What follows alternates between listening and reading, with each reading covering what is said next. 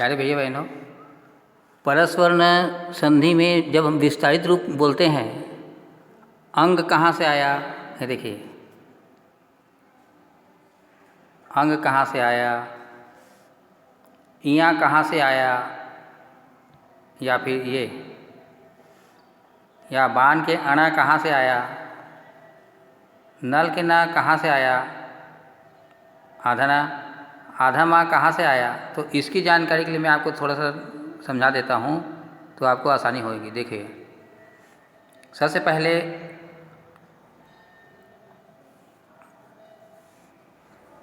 क वाली लाइन को देखिए, क्या क्या लिखा है। क, ख, ग, घ और ये पहला अक्षर में क, दूसरा अक्षर में ख, तीसरा अक्षर में ग और चौथा अक्षर में घ और ये पांचवा अक्षर है अंग। ये देखिए अंग। वैसे च, छ, ज, झ में अंत में पांचवा अक्षर कौन है? या। ट, ठ, ड, ढ, ण के बाद पांचवा अक्षर कौन है? अणा। त, थ, द, ध, न में पांचवा अक्षर कौन है? न।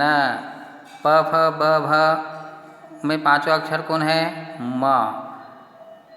तो अनुस्वार के बाद, अनुस्वार यानी ये, इसके बाद अगला अक्षर जो आएगा उसको उसी लाइन के पांचवा अक्षर में विस्तारित रूप लिख देते हैं। जैसे देखो, यहाँ पर देखो, ये क में अनुस्वार लगा है, बिंदु लगा है।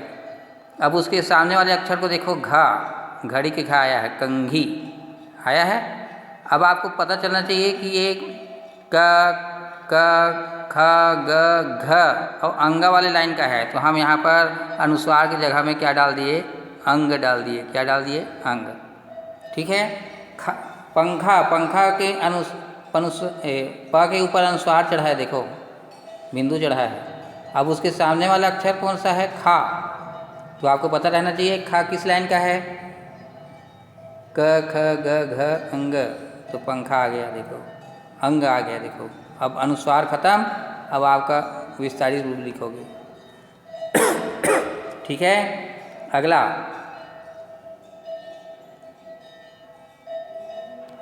अगला गंगा। अब गंगा अनुस्वार के आगे ग आया है, ये देखो बाद वाला गंगा। तो हमको विस्तारित रूप में लिखने बोलेंगे तो अंग लिखेंगे, क्योंकि ये जो अंग है यहाँ इधर देखो, अंग है वो ग वाले लाइन का अंग है। टंकी, ये ट अनुस्वार चढ़ा है, ट के ऊपर बिंदु चढ़ा है, उसके बाद क है, एक उसके बाद एक का है। तो हम कौन सा डालेंगे? हमको जानना पड़ेगा कि ये क जो है, एक क है वो अंगा वाले हैं, तो हम यहाँ पर इसमें वही डालेंगे। क्या डालेंगे? अंगा। विस्तारित रूप इसी को बोलते हैं। ठीक है। अगला, चलिए अभी नीचे लाइन चलते हैं। च, छ, ज, झ और ये है इया।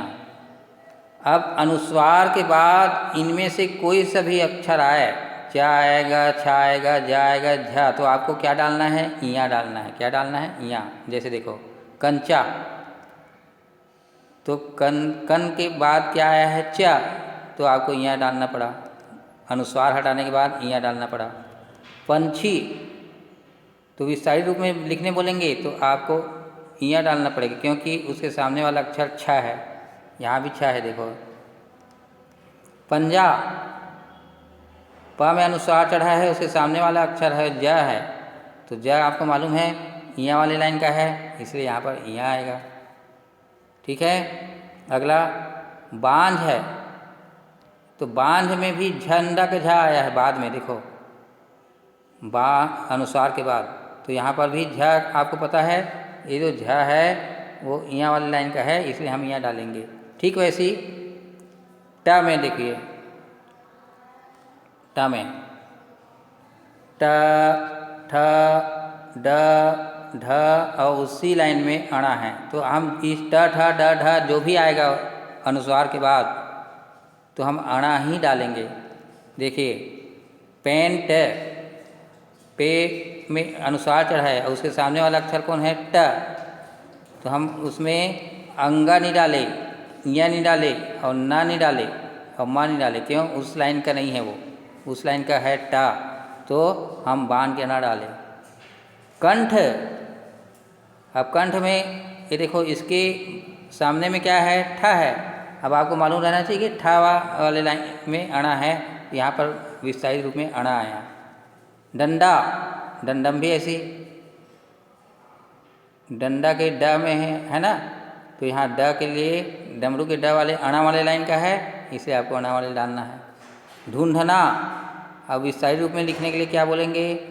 ढूंढना का ढूंढ अणा, ढूंढना, देखो ढक्कन के ढ अणा वाली लाइन का है, इसे अणा आया।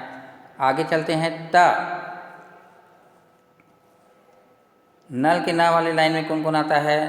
ता आता है, था आता है, दा आता है और धा आता है। ठीक है, अगर अनुस्वार के बाद ये कोई भी अक्षर आएगा तो हमको ना ही डालना है। जैसे कांति, कांति के अनुस्वार के आगे ता आया है तो हमको विस्तारित रूप में आधा ना डालना है। देखो ये डाला हुआ है इसमें, देखो। पंथी, थन के था जो है ना वाले लाइन का है, तो इसलिए आपको विस्तारित रूप में अनुस्वार ना लिख के आपको पूरा पूरा लिखना है विस्तारित रूप में, तो आधा ना डालना पड़ेगा।